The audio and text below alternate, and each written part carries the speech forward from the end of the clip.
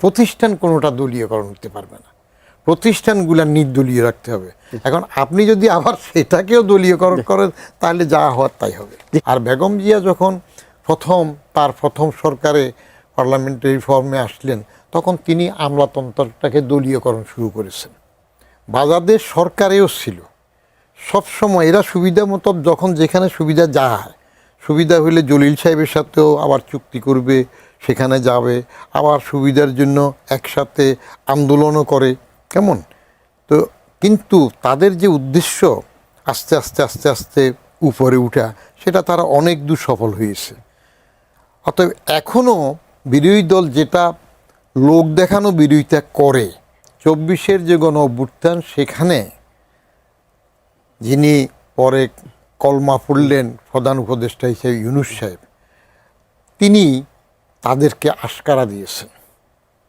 আমার নিয়োগকারী ছাত্ররা বলেছে, আমি ব্যক্তিগতভাবে তত্ত্বাবধায়ক সরকার পছন্দ করি না, কারণ এটা রাজনৈতিক দৈন্যতার ফলেই তত্ত্বাবধায়ক সরকার আসে।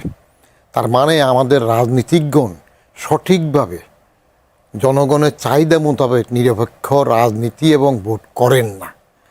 যদি তারা করেন তাহলে উন্নত দেশগুলোতে কয়টাতে তত্ত্বাবধায়ক সরকার আছে? পার্শ্ববর্তী দেশেও কি তত্ত্বাবধায়ক সরকার আছে?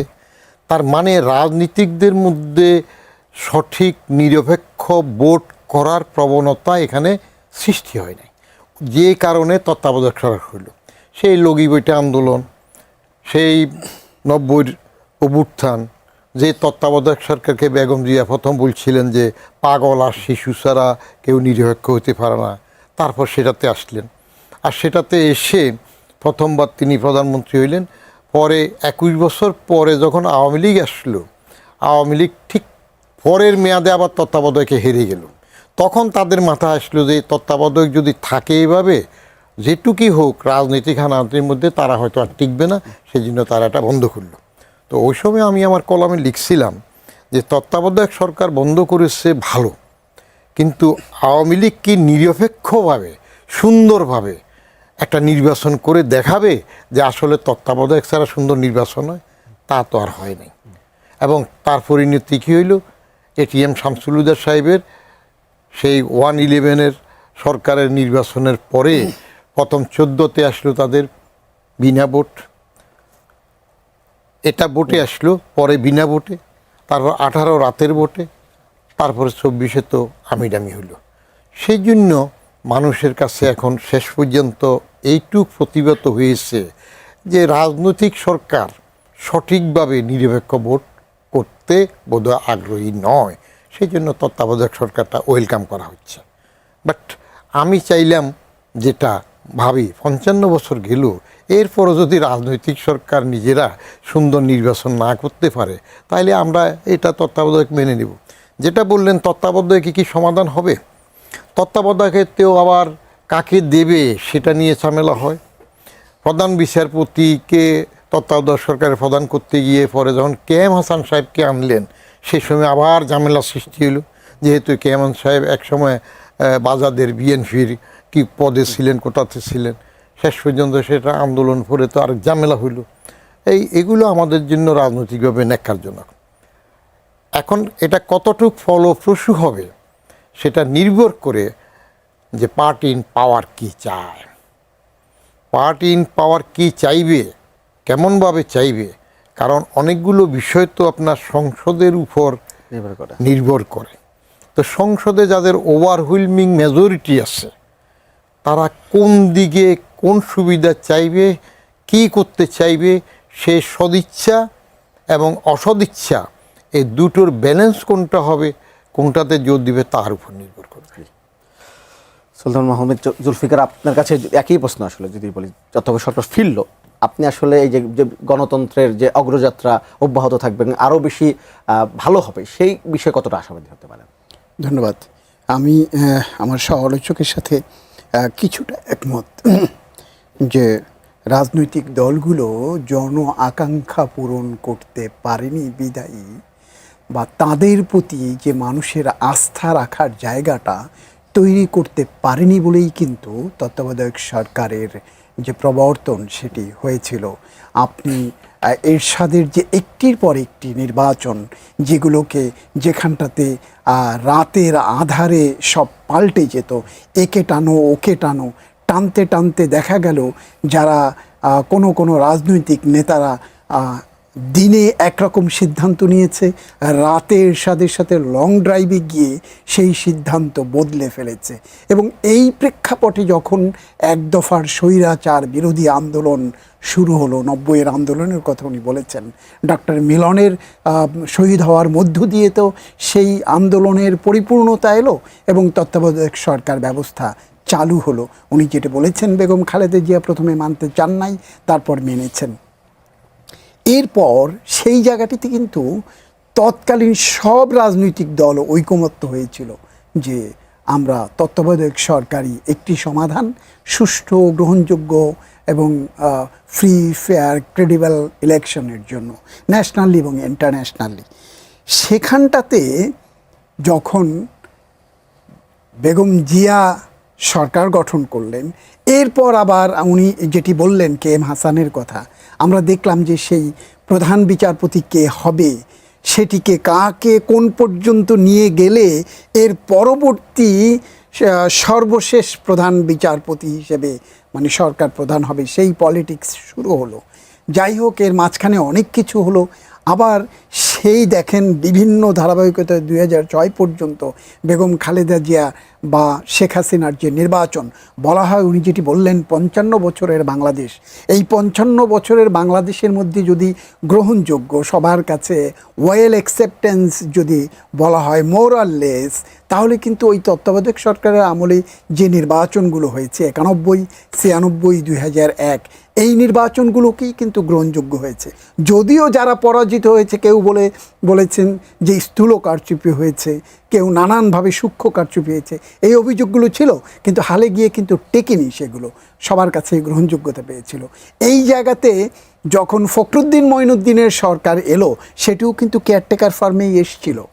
সেই কেয়ারটেকার ফর্মে এসে হঠাৎ করে মনে হলো, এবং তাদের দ্বারা যদিও ফখরুদ্দিন মঈনুদ্দিন ইয়াজউদ্দিনের সরকার তাদের মেয়াদ বাড়িয়ে নিয়ে সেটি 2 বছর প্লাস, তারপরে তারা ক্ষমতা ছেড়েছিলেন একটি পাতানো নির্বাচনের মধ্য দিয়ে। তো সেই নির্বাচনে যখন তারা জিতে গেলেন এবং আওয়ামী লীগ ক্ষমতায় গেল, তখন বোধ করি আওয়ামী লীগের মধ্যে তখন অনুধাবন বা চিন্তা ভাবনা এলো যে কিভাবে দীর্ঘস্থায়ী নিজেদেরকে করা যায়।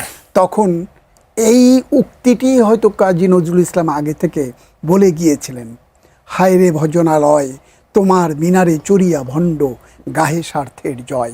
যে তত্ত্বাবধায়ক সরকার ব্যবস্থায় উনি নির্বাচিত হলেন, সেই তত্ত্বাবধায়ক সরকারকে মেরে ফেলতে লাগবে, এবং সেই মেরে ফেলার মধ্য দিয়ে এই 2024 পর্যন্ত কিভাবে এসছে উনি যেটা বলেছেন। আপনি আজকে যেটি বললেন, আজকে সংশোধনের মধ্য দিয়ে উচ্চ আদালত যে রায় দিয়েছে, তার মধ্য দিয়ে সেই 54টি জায়গায় সংবিধানে যে পরিবর্তন আনা হয়েছিল, তার মধ্যে 4টি বিষয়ে উচ্চ আদালত থেকে রায় এসছে, আর 50টি সংসদের উপরে ছেড়ে দেওয়া হয়েছে। এটি আমি মনে করি একটি গণতান্ত্রিক শাসন ব্যবস্থায়, একটি নির্বাচিত শাসন ব্যবস্থায় এই সংসদকে এম্পাওয়ার্ড করা, এই যে জুডিশিয়ারির এই যে মানসিকতা, এটি গণতন্ত্রকে আরও সুসংহত করবে। যদিও একটি দল সর্বোচ্চ মেজরিটি নিয়ে, মোর দ্যান 2/3 মেজরিটি আছে, কিন্তু আমরা এই 2টি অধিবেশন শেষ হতে যাচ্ছে, 2 দিনের মধ্যে আরেকটি অধিবেশন শেষ হবে, যেটা বাজেট অধিবেশন। এখানকার যে সংস্কৃতি আমরা পার্লামেন্টে দেখলাম, বা পার্লামেন্ট বৈঠক শেষ হওয়ার পরেও সরকারি দলের প্রধান বা প্রধানমন্ত্রী এবং বিরোধী দলীয় নেতার যে করমর্দন বা তাদের ভিতরে যে আলাপচারিতা, সেটি কিন্তু একটা সুখকর বার্তা দিচ্ছে। তো এই যে ফিরলো এই যে সংশোধনের মধ্য দিয়ে, হ্যাঁ, একটি জটিলতা তো নানানজন নানানভাবে বলবে, এখানে যারা পতিত শক্তি তাদের গায়ে কিন্তু গাত্রদাহ শুরু হয়েছে। আপনাকে মাথায় রাখতে লাগবে, এটিকে কেউ কেউ নানানভাবে নানান আবরণে এই যে ফিরে আসা, এটিকে পজিটিভলি নেবে না, ভালোভাবে নেবে না এই কারণে, তাহলে তাদের যা কিছু সব কিছু তো হালাল থেকে হারাম হয়ে গেল। অতএব এটিকে কিভাবে খাটো করে দেখা যায়, আমি আবার ওনার সাথে আমি একমত করব যে যদি বাংলাদেশের এই 55 বছর পরেও যদি যারা রাজনীতি করেন, যারা বলেন দেশ, জনগণ এবং স্বাধীনতা, সার্বভৌমত্ব তাদের জন্যই আমরা রাজনীতি করি, তাহলে কেন বাবা অনির্বাচিতদেরকে দিয়ে তোমাদেরকে নির্বাচিত হতে লাগবে? তোমরা সেই আস্থার জায়গাটা কেন তৈরি করো না? আমি তোমরা বলতে রাজনৈতিক দলগুলোর কথা বলছি। রাজনৈতিক দলগুলো যতক্ষণ পর্যন্ত আস্থায় না ফিরবে, মানুষের আস্থা অর্জন করতে না পারবে। আমি মনে করি এই পঞ্চদশ সংশোধনী বাতিল যখন করেছিল তখনকার একটি কথা ছিল যে, যেটি বিরোধী দল থেকে বলা হয়েছিল যে এটি অন্ততপক্ষে টানা 5টি নির্বাচন যদি এভাবে করা যায়, যখন সবাই থিতু হয়ে যাবে যে না, এভাবে নির্বাচন করলে সবার কাছে গ্রহণযোগ্যতা পাওয়া যায়, তখন হয়তো এই জায়গায়। কিন্তু এটি যুগের পর যুগ, কালের পর কাল, শতকের পর শতক চলতে পারে না। তাহলে রাজনীতিকদের প্রতি যে মানুষের অনাস্থা তা বা তাদের অবিশ্বাস, সেটি কিন্তু একেবারে জেঁকে বসবে। আমি একটু বদিউর রহমান আপনাকে আসতে চাই।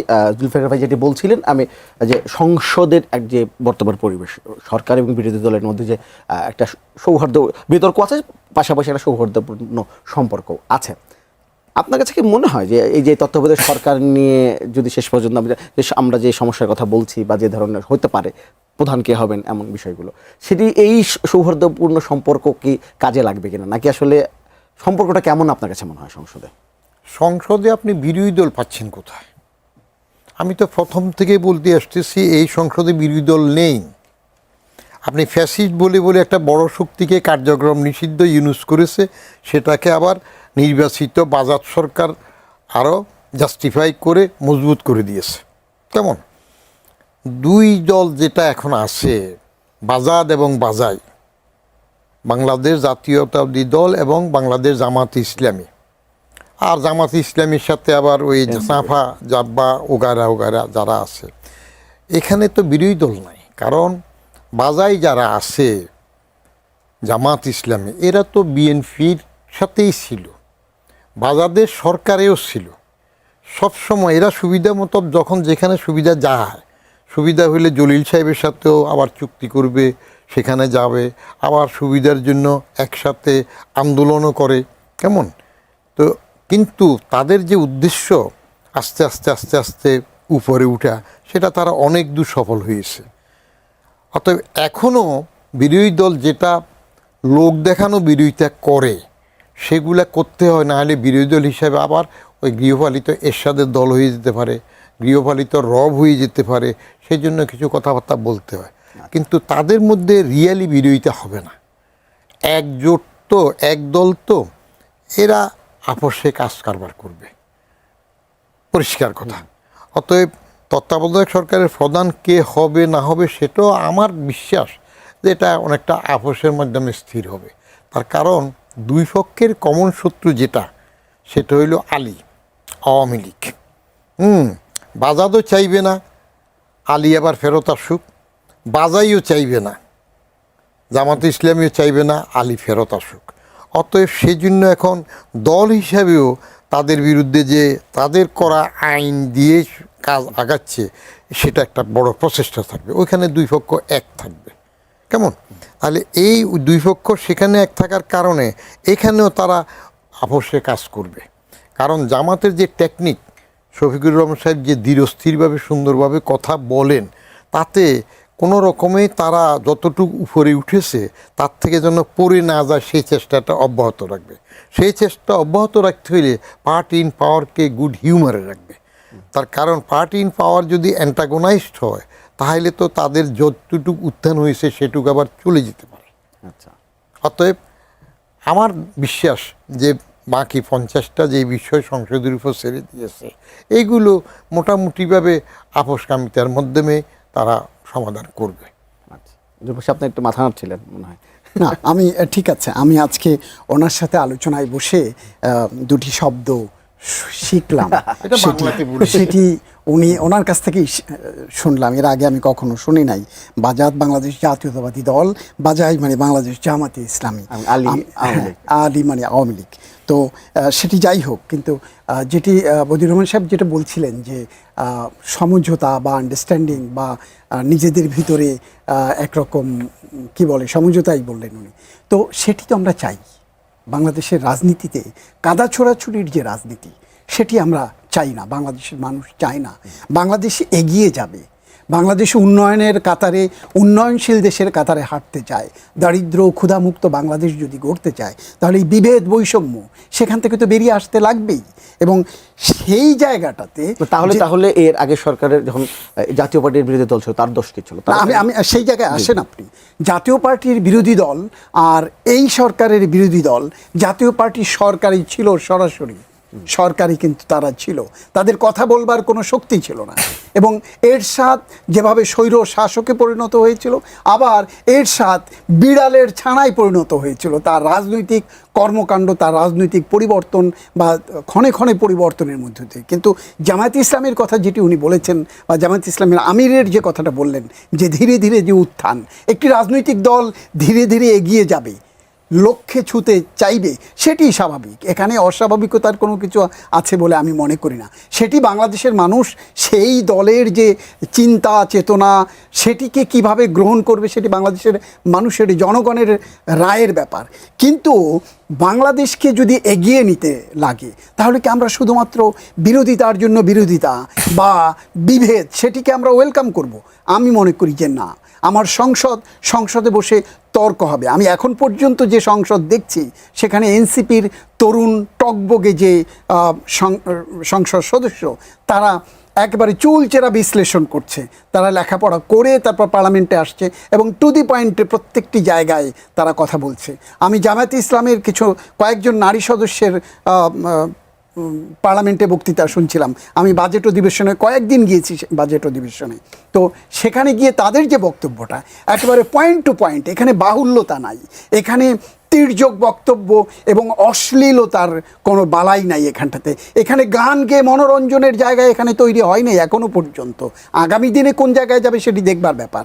তো আমি মনে করি যে সংসদের উপরে বিচারালয় বা বিচারপতি বা জুডিশিয়ারি যে বিষয়গুলো ছেড়ে দিয়েছে সমাধানের জন্য, আমি মনে করি যে আলাপ আলোচনার মধ্য দিয়ে সেটি একটি সুরা হবে।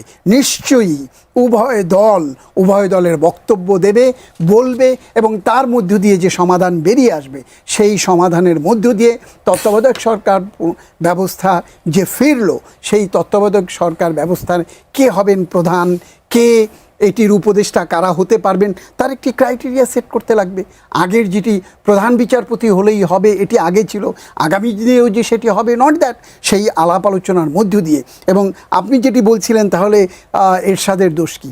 আপনি কি জামাতে ইসলামের কে মন্ত্রিত্ব নিয়েছে নাকি? এই সরকারে কোনো মন্ত্রিত্ব নিয়েছে? নেয়নি। তাহলে আপনি জাতীয় পার্টি আওয়ামী লীগের সাথে যে জোট বেঁধেছিল, গৃহপালিত সংসদে পরিণত হয়েছিল, সেটির কোনো লক্ষণ এখানটাতে আছে?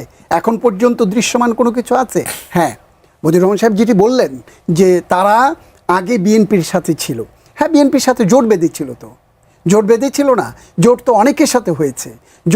জোট বেঁধেই এরশাদের পতন ঘটিয়েছিল এই আওয়ামী লীগ, এই বিএনপি, এই জামাত, এরা মিলে। আবার দেখেন, জোট কিন্তু আওয়ামী লীগের সাথেও জামাত বেঁধেছিল। জামাত আওয়ামী লীগের সাথে জোট বেঁধেই কিন্তু এই বেগম খালেদা জিয়াকে তত্ত্বাবধায়ক সরকার ব্যবস্থার মধ্যে দিয়ে বেগম খালেদা জিয়াকে তত্ত্বাবধায়ক বাধ্য করেছিলেন। আবার সেই খালেদা জিয়াকে পরাজিতও করেছিল আওয়ামী লীগ এবং জামাত মিলে ইলেকশন করে বেগম খালেদা জিয়াকে সেখান থেকে পরাজিত করেছিল। অতএব বাংলাদেশের প্রেক্ষাপটে যারা ছোট, আজকের যে এনসিপি আজকে জামাতের সাথে গিয়ে তারা একত্রিত হয়েছে, একই সাথে নির্বাচন করেছে, আগামী দিনে যে সেটি করবে আমরা তো এখনই দেখছি। স্থানীয় সরকার নির্বাচন বা অন্যান্য জায়গায় তারা নিজেদের মতো ইলেকশন করছে। অতএব আমি বলতে চাই ওনার প্রতি শ্রদ্ধা রেখে, সেটি হলো যে বাংলাদেশের যে সংসদীয় ব্যবস্থা, সেখানটাতে আলাপ আলোচনা হবে, তির্যক কে কাকে। আমি চাই যে পার্লামেন্টটি যেন অর্থবহ হয়, সেখানটাতে জানে বিভেদের রাজনীতি আবার ফিরে না। একজন দর্শক কাছে ফোনটা নিই, তারপর। হ্যালো, আসসালামু আলাইকুম। ওয়ালাইকুম আসসালাম। আপনার নামটি বলে প্রশ্ন করেন। আমার নাম আব্দুর রহিম। রহিম সাহেব কোথা থেকে বলছেন? আমি বলছি গাজীপুর টঙ্গী থেকে। কুবাই। জি বলেন। আমার প্রশ্ন হইলো যে এই যে একটা বড় একটা অভ্যর্থন হইলো, গণ অভ্যর্থন, তারপরে আবার তত্ত্বাবধায়ক সরকার আনলো, যাক সংসদে আবার এই হাইকোর্টের রায় তত্ত্বাবধায়ক সরকার বললো। আমার প্রশ্ন হইলো, তারা গণ অভ্যর্থন করছে, তারা দেশটার চিন্তা করলো না কেন? তারা কেন ক্ষমতা দখল করলো? তারা যদি দেশটার চিন্তা করতে, এই দেশটা তো আমরা গরিব মানুষ, আমাদের যদি সুশৃঙ্খল রাখতে পারতাম, আমরা সুন্দরভাবে চলতে পারতাম। কিন্তু তারা আমাদের চিন্তা না কইরা, শুধু তাদের চিন্তা করে তারা এই ক্ষমতা দখল করছে। ক্ষমতা দখল করে কি করছে না করছে, আমার এটাই প্রশ্ন যে আমাদের গরিব মানুষের প্রতি যাতে যারা আমাদের অভিভাবক, যারা আমাদের প্রতিনিধি, তারা যাতে আমাদেরকে সুন্দরভাবে রাখে। জি ধন্যবাদ ধন্যবাদ রহিম। আচ্ছা আরেকজন একটা ফোন আছে। হ্যালো, হ্যালো, আসসালামু আলাইকুম। ওয়ালাইকুম সালাম। আপনার নামটি বলে প্রশ্নটি করেন। আমি আব্দুল হক মন্ডল, আমি রাজবাড়ী থেকে বলছিলাম। জি মনোজ সাহেব বলেন। আমার প্রশ্ন হচ্ছে যে বিএনপি সরকার আবার ক্ষমতায় ফিরে এলো, আবার তত্ত্বাবধায়ক সরকার। তত্ত্বাবধায়ক সরকার কি বিএনপি নিষ্কুচ বিরোধিতার খাতিরে বিরোধিতা করবে, না সংসদের সকল সদস্যের সাথে মানানসই একটা গঠন করবে? জি ধন্যবাদ। আরেকজন দর্শক ফোন করেছেন, সেটা একটু নিয়ে নিই। হ্যালো, জি আসসালামু আলাইকুম। ওয়ালাইকুম সালাম। আপনার নামটি বলে প্রশ্ন করেন। জি আমি ঝর্ণা বলছি গাজীপুর থেকে। জি জন বলেন। আমার প্রশ্ন হলো যে তত্ত্বাবধায়ক সরকার এবং নির্বাচন কমিশন এই দুজনের মধ্যে পার্থক্যটা কি? যদি তত্ত্বাবধায়ক সরকার যদি স্বাধীনভাবে নির্বাচন করতে পারে, তাহলে যদি স্বাধীন করে দেওয়া হয় আপনার নির্বাচন কমিশনকে, তাহলে কি নির্বাচন কমিশন কি সঠিক এবং সুন্দরভাবে সুষ্ঠুভাবে নির্বাচন করতে পারে না? জি আমার এইটুকু প্রশ্ন। ধন্যবাদ। আমরা মানে প্রথম থেকে এই আলোচনা করছেন, তারপর একটু বলে রহিম সাহেব ফোন করেছেন টঙ্গী থেকে। তিনি এই গণঅভ্যুত্থানের পরে যে যারা ক্ষমতায় এসেছিলেন তাদের উদ্দেশ্য নিয়ে বলেছেন যে তাদের উদ্দেশ্য কি দেশ গড়ার ছিল বা গরিব মানুষের উপকার করা ছিল, নাকি শুধু ক্ষমতা দখলের উদ্দেশ্য ছিল? আমি ব্যক্তিগতভাবে সবসময় বলে আসতেছি 69-এ গণ অভ্যুত্থান হয়েছে। আমরা তখন টকবগে ইউনিভার্সিটির ছাত্র, সেটাতে প্রত্যক্ষভাবে জড়িত ছিলাম। কিন্তু সেই গণ অভ্যুত্থানের পরে ছাত্র যারা নেতৃত্ব দিয়েছে, তারা কিন্তু ক্ষমতার জন্য, সরকারে আসার জন্য চিন্তা করেনি। তারা লেখাপড়ায় ফিরে গেছে। 90-তে এরশাদের বিরুদ্ধে গণ অভ্যুত্থান হয়েছে। তখনও গণ অভ্যুত্থানের নেতৃত্ব দানকারী ছাত্ররা ক্ষমতার জন্য আসেনি। কিন্তু এইবার 24-এর যে গণ অভ্যুত্থান, সেখানে যিনি পরে কলমা পড়লেন প্রধান উপদেষ্টা হিসেবে ইউনূস সাহেব, তিনি তাদেরকে আশকারা দিয়েছেন। আমার নিয়োগকারী ছাত্ররা বলেছে তারা একটা দল করতেই পারে বলেছেন। তিনি আকবরের বৈরমখা, এই ছেলেদের বৈরমখা হয়েছে, যার ফলে এরা লেখাপড়ায় যায় নাই, যার ফলে এরা আন্দোলন করে বিনা পরীক্ষায় পাশ দিয়েছে। সেটার ফলশ্রুতিতে এইবার এইচএসসিতে 36% অ্যাবসেন্ট। আমি প্রস্তাব রেখেছিলাম এটা প্রত্যেকটা প্রতিষ্ঠানে খোঁজ নেওয়া দরকার, কারা কারা এই 36%, মোর দেন 1/3 পরীক্ষা দিতে আসে না, এরা কারা? তো এরা যদি এখন জানাফা যদি ডাক দে যে ঠিক আছে পরীক্ষা দাও না, কী হয়েছে, তাদের তো দলবাড়ি করার দরকার, তোমরা আমাদের দলে চলে আসো। রাজনীতি তো এটা একটা বড় ব্যবসা, এবং এটা বড় ব্যবসা হতে ব্যবসায়ীরা আবার সব পার্লামেন্টে চলে যাচ্ছে, মোর দেন 60%। তো ওদের ক্ষমতায় যাওয়াটা আমি পছন্দ করি নাই। অথচ 28শে ফেব্রুয়ারি যেদিন জানাফা গঠিত হয় ছাত্রদের দল, সেদিন মানিক মিয়া বিরুদ্ধে তাদের সভা শুরু হওয়ার আরও আধা ঘন্টা আগ থেকে শেষ হওয়ার আধা ঘন্টা পর পর্যন্ত আমি সেখানে সরেজমিনে ছিলাম।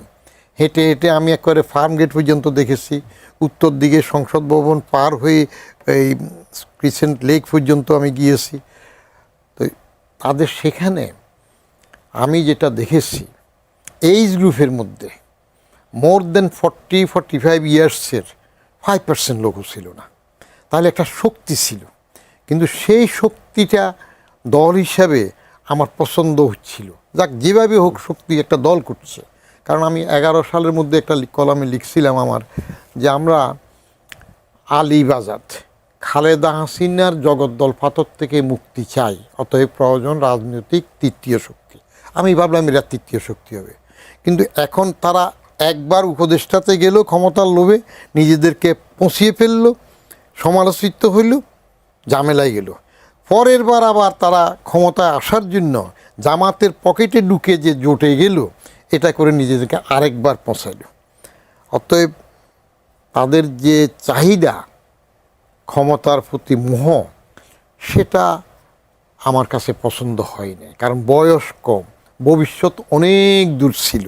প্রেশার গ্রুপ হিসেবে তারা দল করে এরকম জোটে না গিয়ে আলাদা থাকতো, তাহলে সাহসের সহিত সব কথা বলতে পারতো, সেটা ভালো ছিল আর কি। আর টঙ্গী যে গাজীপুর থেকে রহিম সাহেব যেটা বললেন, ঝর্ণা বেগম, হ্যাঁ না, এটা তো পরেরটা। আচ্ছা, রাজবাড়ি থেকে, রাজবাড়ি থেকে আপনার প্রথম ওই যে ছাত্ররা কি ক্ষমতার জন্য গেল, হ্যাঁ, রহিম সাহেব, আমার চূড়ান্ত মন্তব্য, রহিম সাহেব তারা ক্ষমতার জন্য অস্থির হয়ে গিয়েছে। আচ্ছা, এই ক্ষমতা অস্ত্র উনি জিজ্ঞেস করে তাদের মানে সাধারণ মানুষের জন্য কি কিছু করেছিল সব ক্ষেত্রে? যে কিছু করেনি সাধারণ মানুষের জন্য। তারা কি করেছে? বরং ইউনুসের গভর্নমেন্টের মধ্যে যে ভায়োলেন্স গভর্নমেন্ট হয়েছে, the government of violence, Yunus সাহেব যদি এখন নোবেল একটা তো পেয়েছে শান্তিতে বলে, যেভাবে হোক উনি পেয়েছেন, ভালো, আমাদের দেশের নাম হয়েছে। এখন যদি উনি ভায়োলেন্সের ফাদার হিসেবে আরেকটা নোবেল পান, তাহলে এটার ক্রেডিট আবার ছাত্ররা পাবে, তার নিয়োগকারীরা ক্রেডিট পাবেন। কেমন? দেশটাকে তো পিছিয়ে দিয়েছে। That was not a government at all.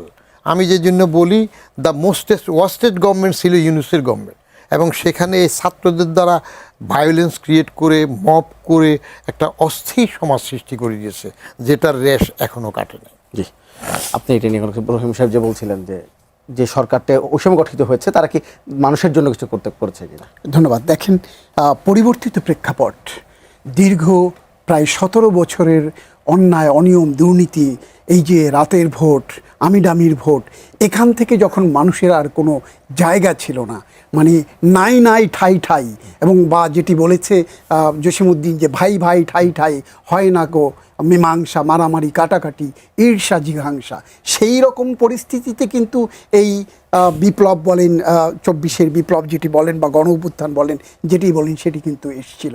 সেটিকে আমরা ওয়েলকাম করেছি। উনি যেটি বললেন যে 45-এ ঊর্ধ্ব নাই, সব নিচে, আমি আশান্বিত হয়েছিলাম। হ্যাঁ, আমরাও আশান্বিত হয়েছিলাম যে আর নয়, বাংলাদেশের রাজনীতিতে আর কখনো ভোট হবে, সুস্থ ভোট হতে পারে বা গণতন্ত্র চর্চা হবে, সে আশা তো সবাই ছেড়ে দিয়েছিল। আমরা বড় রাজনৈতিক দলের নেতাদেরকেই বলেছি, আল্লাহ দেখবেন, আল্লাহর উপর নিশ্চয়ই আল্লাহ দেখবেন, আমি ধর্মে বিশ্বাস করি, আল্লাহ দেখবেন। কিন্তু রাজনীতিকদের যে রাজনীতি করবার যে অভিলাষ বা আগ্রহ, সেটিও হারিয়ে ফেলেছিলেন। এই তরুণরা, ছাত্র জনতা, বিভিন্ন শ্রেণী পেশার মানুষ একত্রিত হয়ে সেই অপশক্তিকে ঝেঁটিয়ে বিদায় করেছে বাংলাদেশ থেকে, এবং গণতন্ত্রকে ফিরিয়ে আনবার চেষ্টা করেছে। বৈষম্য থেকে দূর করবার যে আন্দোলন, সেটিকে যখন রাজনীতিতে টার্ন নিল, তখনই আমরা বলেছি, আমি অন্তত পক্ষে সব জায়গায় বলেছি, তারা এসেছিল বৈষম্য দূর করতে, কোটা বৈষম্য সেই জায়গাতে থাকা, বা ছাত্রদের মধ্যে উনি যেটি বললেন প্রেশার গ্রুপ তৈরি করা, সেটি যদি থাকতো। কিন্তু অধ্যাপক মোহাম্মদ ইউনূসের সরকার কী করলেন? উনি দেশে এসে বললেন যে আমাকে তারা চাকরি দিয়েছে। উনি এলেন, এসে কি করলেন? উনি দেখলেন ওনার সাথে কেউ নাই, রাজনীতিকরা নাই, উত্তরপাড়া আলারা নাই। উনি তখন দেখলেন তারা, আমি যেহেতু এসেছি, তারা আমাকে টিকে থাকতে হবে। উনি অধ্যাপক মোহাম্মদ ইউনূসের সরকার, ইন্টারিম সরকার, একটি অঘোষিত কোনো দিনক্ষণ ছিল না যে কতদিন থাকবে, কোনো টাইম ফ্রেম ছিল না। তারা এসে কি করলেন? দেখলেন যে তারা এসে বললেন যে আমরা সংস্কার করব এবং নির্বাচন দেবো। ইউনূস সরকারের দুটি কাজই ছিল। তার মধ্যে যখন দেখলেন যে এই সংস্কার উনি যেভাবে চাচ্ছেন, রাজনৈতিক ঘূর্ণিধারা রাজনীতিক যারা আমাদের প্রচলিত রাজনৈতিক দল, তারা আবার তাদের মতো করে করতে চাইছে, তখন উনি বললেন যে না, এটি হতে দেওয়া যাবে না, সংস্কার। এবং সংস্কারে যখন রাজনৈতিক দলগুলো বিরোধিতা করা শুরু করলো, এক্সিস্টিং যে পালিয়ে গেছে তো গেছে, আর যারা আছে তারা যখন বিরোধিতা করা শুরু করলো, তখন উনি এই ছাত্রদেরকে ব্যবহার করা শুরু করলেন। কিন্তু আমরা আশা করেছিলাম যে উনি এসে এবার ছাত্রদেরকে বলবে, এনাফ ইজ এনাফ, তোমরা এবার শিক্ষালয়ে ফিরে যাও, শ্রেণীকক্ষে ফিরে যাও, পাঠ গ্রহণে ফিরে যাও। সেটি না বলে উনি বললেন যে না, তাদেরকে মাঠে থাকতে লাগবে। এই একটি জায়গায় আমি ওনার সমালোচনা করতে চাই। আর যেটি উনি বললেন যে ইউনূস সরকারের সময় পিছিয়ে গেছে, বা এটি ওনাকে আরেকটি নোবেল দেয়া যেতে পারে, যদিও ব্যঙ্গাত্মক দৃষ্টিভাবে উনি বলেছেন। আমি বলবো যে ইউনূস সরকার আসবার পর একদিকে ফ্যাসিবাদের পতন হয়েছে, আর অন্যদিকে অন্যরা সবাই ক্ষমতার মোহে, কত দ্রুত ক্ষমতায় যাওয়া যায়, রাষ্ট্র ক্ষমতার, নিজেকে এই চেয়ারে বসানো যায়, সেই প্রতিযোগিতায় লিপ্ত হয়ে গেল। এবং তখন ওই সরকারকে যত রকম প্রেশার ক্রিয়েট করা যায়, what is call mob justice, চারো দিক থেকে আপনি একটি সরকার দায়িত্ব নেওয়ার পর 2 বছরে 2700 আন্দোলন হয়েছে, 2700 আন্দোলন হয়েছে প্রধান উপদেষ্টার, যেটা কেপিআই, সেই কেপিআই পর্যন্ত কেপিআইকে সেই জায়গা থেকে নিশ্চিহ্ন, সেখানে তার বালাই ছিল না। এমনতর জায়গার মধ্য দিয়েও আমি ইউনূস সরকারকে সাধুবাদ জানাতে চাই দ্বিধাহীন চিত্তে, কারণ এই ইউনূস তাদের অনেক ভুল ত্রুটি আছে, কিন্তু যদি ওই সময় দেশের হাল না ধরতো, আজকের যে সংস্কারের কথা বলছে, আজকের যে ভোট যেটা হয়েছে, সেই ভোট বাংলাদেশে হতে পারতো না। একটি বিশৃঙ্খলা অরাজকতায় নিমজ্জিত হয়ে তখন যদি 27 ডিসিপ্লিন বাহিনী আনসাররা পর্যন্ত গিয়ে সচিবালয় ভেঙে, গেট ভেঙে ভিতরে ঢুকে যাচ্ছে। এখানে তখন যদি 2 বছর 2700 আন্দোলন হয়, এখন হচ্ছে না কেন? এখন হচ্ছিল না, তখন তো তারা রাজনীতি যারা করেছে তারা তো সবই রাজনীতির, একটা হলো পতিত শক্তি সেখানে ইন্ধন দিয়েছে, আরেকটি হলো যারা রাজনীতির ক্ষমতায় মোহে বসার জন্য উদ্গ্রীব হয়েছিল কত দ্রুত ক্ষমতায় বসা যায়, তারা তো ক্ষমতায় বসেই গেছে। যেটা উনি একটু আগে বলছিলেন যে তারা তো বিরোধী দল না, তারা তো একাকার, তো এখন তারা তো ক্ষমতায় বসে গেছে সবাই। আপনি যাদের কথা বললেন নবগঠিত দল থেকে শুরু করে অন্যান্য সবাই তো এখন ক্ষমতায়, এখন তো পার্লামেন্টে আছে, এখন আন্দোলন করবে কার বিরুদ্ধে? নিজের বিরুদ্ধে। সেই আন্দোলনের সময় তো এখনো আসে নাই, আসবে হয়তো, কিন্তু সেই আন্দোলনটা যাতে দেশ, জাতি, রাষ্ট্র, জনগণের স্বার্থে হয়। যে প্রশ্নটি করেছিলেন একজন শ্রোতা যে জনগণের জন্য কি কিছু করেছে, অধ্যাপক মহোদয় ইউনূস সরকারের কিন্তু জনগণের জন্য যেটি করা, রাষ্ট্রের যে পিলারগুলোকে আওয়ামী লীগ সরকার ভেঙে চুরমার করে দিয়েছিল, দেশের অর্থনীতিকে ফোকলা করে দিয়েছিল, সেই জায়গাগুলো মেরামতের মূল দায়িত্ব ছিল, এবং একটি সুষ্ঠু নির্বাচনের মাধ্যমে ক্ষমতা, গণতান্ত্রিক প্রক্রিয়ার মাধ্যমে ক্ষমতা ফিরিয়ে দেওয়ার দায়িত্ব ছিল, এবং সেই গণতান্ত্রিক প্রক্রিয়ায় ক্ষমতায় ফিরেছে রাজনৈতিক দল। বদিউর রহমান, আপনি বলছিলেন যে আরও 2 জন দর্শকের ফোন প্রশ্ন বাকি আছে। ঝর্ণা সরকার গাজীপুর থেকে ফোন করেছিলেন, তিনি বলছেন যে যদি নির্বাচন কমিশনকে শক্তিশালী করা যায় তাহলে তত্ত্বাবধায়ক সরকারের প্রয়োজন কেন? এটা তো সঠিক প্রশ্ন করেছেন আপনি। টিএন সেশন না হন তার কাছাকাছি হইলেও নির্বাচন কমিশন শক্ত থাকলে, আমি আউয়ালের সময়, আউয়াল যখন প্রধান নির্বাচনে, তখন একটা লেখা কলামে লিখছিলাম যে আউয়াল কমিশন তো 2টা কাজ করে যাক। একটা হইল তাদের যেহেতু 54-55 বছরে তাদের নিজস্ব সক্ষমতা বৃদ্ধি পেয়েছে, প্রত্যেকটা জেলাতে তাদের বড় বড় কর্মকর্তা আছে, তো প্রশাসনের বদনাম হয় সবসময় তারা সরকারের হুকুমে কাজ করে। Yes, this is true. কারণ একজন ডিসি রিটার্নিং অফিসার হইলে তার কাছে যদি সরকারের তরফ থেকে নির্দেশ যায়, তাহলে তার ঘাড়ে 2টা মাথা নাই, সে কিছু করতে পারে না। বেটার নির্বাচন কমিশনের নিজের কর্মকর্তাকে রিটার্নিং অফিসার করে তারা করুক না, একটা রেজাল্ট আসুক, দায় দায়িত্ব তারা নেক। সবসময় প্রশাসনের উপরে বদনাম, তারা পার্টি করে উপরের কথা উল্টে, সেটা তো করলো না। আরেকটা পরিষদ মেনেছে যে ওই যে আয়নাতে চেহারা দেখে চুমু খাওয়ার দরকার নাই, ব্যালট চালু করুক, সেটা করেছে।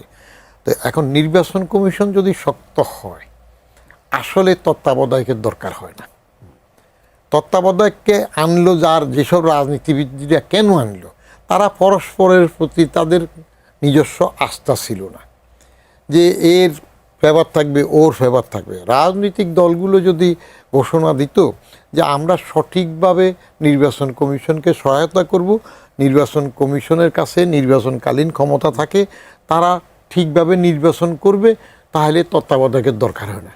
কিন্তু সেটা তো হয় না, আইডিয়াল সিচুয়েশন আমাদের এখানে এখনও গড়ে উঠে নাই। সেই জন্য তত্ত্বাবধায়ক দরকার। তত্ত্বাবধায়ক হইলে সবাই প্রশংসা করে যে তত্ত্বাবধায়ক আমাদের যে নির্বাচনগুলো এই পর্যন্ত হয়েছে ভালো হয়েছে। কেন?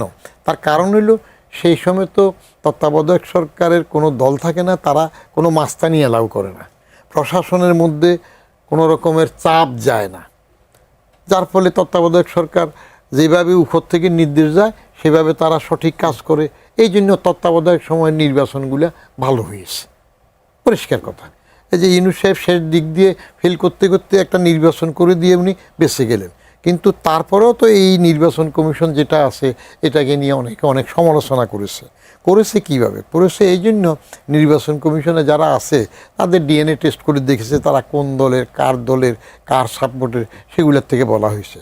রিয়েলি যদি পলিটিক্যাল গভর্নমেন্ট নির্বাচন কমিশনটাকে ফেয়ার করে দেয় তাহলে তত্ত্বাবধায়ক লাগে না। ঝর্ণা ম্যাডাম যেটা বলছেন ঠিকই বলেছেন, পরিষ্কার কথা। জি। আমি একটু সুলতান মাহমুদ বিন জুলফিকার আপনাকে জানতে চাই, আমি যে নির্বাচন কমিশন শক্তিশালী করার প্রশ্নটা যদি বলি, আমি যে পার্শ্ববর্তী দেশের কথা চিন্তা করি, সেখানে কিন্তু রাজনৈতিক দলগুলোর মধ্যে যে বিভেদ প্রচণ্ড, এবং আমাদের মধ্যে সহিংসতা আমরা দেখতে পাই, নিজেদের মধ্যে বিভেদও প্রচুর। কিন্তু নির্বাচনের সময় নির্বাচন কমিশন কিন্তু একদম শক্তিশালীভাবে কাজ করে, এবং যেভাবে কাজ করার কথা সেভাবে কাজ করে। নির্বাচন কমিশনের কাজ নিয়ে খুব একটা সেখানে প্রশ্ন থাকে না। আমাদের দেশে আমরা নির্বাচন কমিশন কেন শক্তিশালী করতে পারি না, কিংবা এটা কি নির্বাচন কমিশন যাতে আমরা বাছাই করি ওই পদ্ধতিতেই ভুল গোড়াই গলত কিনা? ধন্যবাদ। একটি নির্বাচন কমিশন হলো সাংবিধানিক প্রতিষ্ঠান। আমার সংবিধানের একটি প্রতিষ্ঠান হলো নির্বাচন কমিশন। 1972-এর যে অধ্যাদেশ, সেই অধ্যাদেশের মধ্য দিয়ে কিন্তু এই নির্বাচন কমিশন গঠন করা হয়েছে, এবং এই নির্বাচন কমিশনে এই যাবৎকাল পর্যন্ত নির্বাচনের যে আইন বিধি বিধান, এটি 18 বার সংশোধন করা হয়েছে। প্রত্যেকবার যুগোপযোগী করা হয়, সময় উপযোগী করা হয়। উনি যেটি বললেন যে আয়নায় চুমা খেয়ে ভোট দেয়া, সেই জায়গার সেটিও তো অনেক নাটকীয়তা আমরা দেখেছি। রাষ্ট্রের হাজার হাজার কোটি টাকা সেখানটাতে বিলীন হয়ে গেছে, সেটিও দেখেছি, পাতানো খেলা সেখানটাতে। আপনি যেটি বললেন যে নির্বাচন কমিশন, উনি যেটা বললেন যে, বা যিনি প্রশ্ন করলেন, নির্বাচন কমিশন নির্বাচনের কাজটা শুধু করবে, এটি নির্বাচন কমিশনের কাজ। কিন্তু যখন সরকার থাকবে না, ওই সময় প্রত্যেকের দায় চাপায় যে এ নির্বাচন কমিশনকে প্রভাবিত করেছে, ও নির্বাচন কমিশন, তখন তো একটি সরকার থাকতে লাগবে, নাকি তখন কেউ থাকবে না, শুধু নির্বাচন কমিশন? নির্বাচন কমিশন ওই দায়িত্বটুকুই শুধু পালন করে, নির্বাচনের সাথে সংশ্লিষ্ট যত উইং আছে তারা শুধুমাত্র তফসিল যেদিনকে ঘোষণা করা হয় সেই দিন থেকে ইলেকশনের গেজেট নোটিফিকেশন পর্যন্ত সকল বিভাগ, মন্ত্রণালয়, সংশ্লিষ্ট সব না, যেগুলো নির্বাচনের সাথে ওতপ্রোতভাবে জড়িত, সেই বিভাগগুলো নির্বাচন কমিশনের ন্যস্ত থাকে। তাহলে রাষ্ট্রের প্রশাসনিক দায়ভার, রাষ্ট্রের নিরাপত্তা, রাষ্ট্রের শান্তি শৃঙ্খলা, রাষ্ট্রের অর্থের যোগান এটি কোত্থেকে আসবে? সেই জন্য একটি তত্ত্বাবধায়ক সরকারের অধীনে তারা দেশ চালান, এবং তারা নির্বাচন কমিশনকে, ওই তত্ত্বাবধায়ক সরকার গ্রহণযোগ্য, সবার কাছে গ্রহণযোগ্য, তুলনামূলক গ্রহণযোগ্য ছিল বলে ওই সময় যে নির্বাচন কমিশনগুলো ছিল তারা কিন্তু মানুষের কাছে গ্রহণযোগ্যতা ছিল। ভোটগুলো সুষ্ঠু, সুন্দর, গ্রহণযোগ্য হয়েছে তুলনামূলক অতীতের যে কোনো সময়। আপনি যদি বলেন হুদা কমিশনের কথা, রকিব কমিশনের কথা, কাজী হাবিবুল আউয়াল কমিশনের কথা, এই যে রাতের ভোট, দিনের ভোট, ভোটবিহীন, ভোটারবিহীন ভোট, বা এই যে আমিডামির ভোট, এগুলো হয়েছে তো এই 3 কমিশনের সময়। এই ইলেকশন কমিশনের যত পরিবর্তন ভেঙে চুরমার করে দেওয়া হয়েছে, ইলেকশনের যে সুষ্ঠু সুন্দর একটি প্রক্রিয়া ছিল সেটিকে ভেঙে চুরমার করা হয়েছে। এবং যারা নির্বাচনে কাজ করে, নির্বাচনের সাথে উনি যেটি বলছিলেন যে ইলেকশন কমিশনের কর্মকর্তা যদি প্রিজাইডিং অফিসার হয়, আমার নির্বাচন কমিশনের সেই জনবল, দক্ষতা, সক্ষমতা সেটি কিন্তু এখন পর্যন্ত গড়ে ওঠে নাই। একেবারে ইলেকশন মানেটা কি? ইলেকশন তো একেবারে প্রান্তিক জনগোষ্ঠী থেকে শুরু করে বঙ্গভবন পর্যন্ত সবাই ভোট দেবে আপনাকে, সেই অ্যারেঞ্জমেন্ট করাটা। অতএব যেটা উনি বললেন আমি সেখানেই শেষ করি, সেটি হলো যে রাষ্ট্র, জনগণ, এটিকে জনগণ কি চায় সেটি যদি রাজনীতি যারা করেন, রাজনীতি ওয়ান কাইন্ডস অফ বিজনেস। আপনি জানেন এখন উনি যেটা বললেন যে পার্লামেন্টে মোর দ্যান 65% আওয়ামী লীগ সরকারের সময় দেখেছি যে ব্যবসায়ীরা, আগে ব্যবসায়ীরা রাজনীতিবিদদের কাছে যেত, আর নেয়ার অতীতে আমরা দেখেছি রাজনীতিবিদরা ব্যবসায়ীদের কাছে যেত। সেই ধারার পরিবর্তন কিছুটাও হলে হয়েছে। এখন সবাইকে ঐক্যবদ্ধ হতে হবে যে এই নির্বাচন ব্যবস্থাকে, যেটি সংশোধনের মধ্য দিয়ে আজকে উচ্চ আদালতের মধ্যে দিয়ে তত্ত্বাবধায়ক সরকার এসেছে, ভবিষ্যতে যাতে এই তত্ত্বাবধায়ক সরকার আবার কলুষিত না হয়ে যায়। কারণ আমাদের কোনো কিছুই তো আসলে কলুষিত রাখতে পারি না, যাতে কলুষিত না হয়। রাজনৈতিক দলগুলো, জনগণ সবাই মিলে প্রেশার গ্রুপ হিসেবে রাজনৈতিক দল বা ক্ষমতায় যারা আছে তাদেরকে প্রেশারে রাখবে, এবং তারা অনুধাবন করবে। আমার কাছে 1 মিনিট আছে বদিউর রহমান, আপনার কাছে জানতে, আপনি মাথা নাড়ছিলেন যে আমি বলছিলাম যে নির্বাচন কমিশন যে যখন সিলেক্ট হয়, যখন সেখানে কি গোড়ায় মানে গলত থাকে কিনা, যে বাছাই পর্বেই? জি, ওইখানেই গলত থাকে, পরিষ্কার কথা। কারণ গলদ না থাকলে যিনি সাংবিধানিক ক্ষমতার মালিক নির্বাচন কমিশন, তাদের নিয়ে কথা উঠে কেন? কাজকর্মের জন্য কথা উঠে।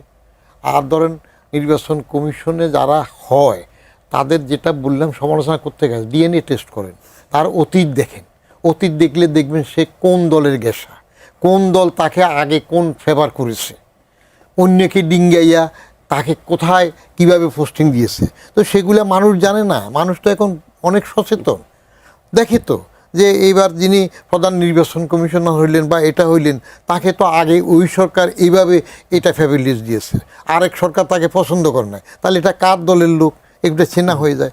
আর বেগম জিয়া যখন তার প্রথম সরকারে পার্লামেন্টারি ফর্মে আসলেন, তখন তিনি আমলাতন্ত্রটাকে দলীয়করণ শুরু করেছেন। এর আগে বঙ্গবন্ধুর আমলে তো বিএনপির জন্মই হয় নাই, দল ছিল না, ওনারা একা ছিলেন। জিয়ার আমলে দলীয়করণ হয় নাই, এরশাদের আমলেও আমলাতন্ত্র দলীয়করণ হয় নাই। এই আমলাতন্ত্র দলীয়করণ মনা নামের পিছনে আলী, বাজাদ, জামাত লেখা শুরু হইল বেগম জিয়ার আমলে।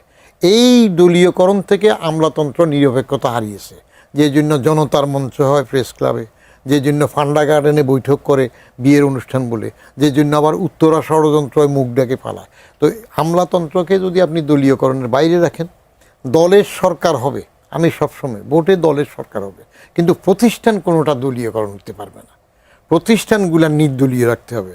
এখন আপনি যদি আবার সেটাকেও দলীয়করণ করেন, তাহলে যা হওয়ার তাই হবে।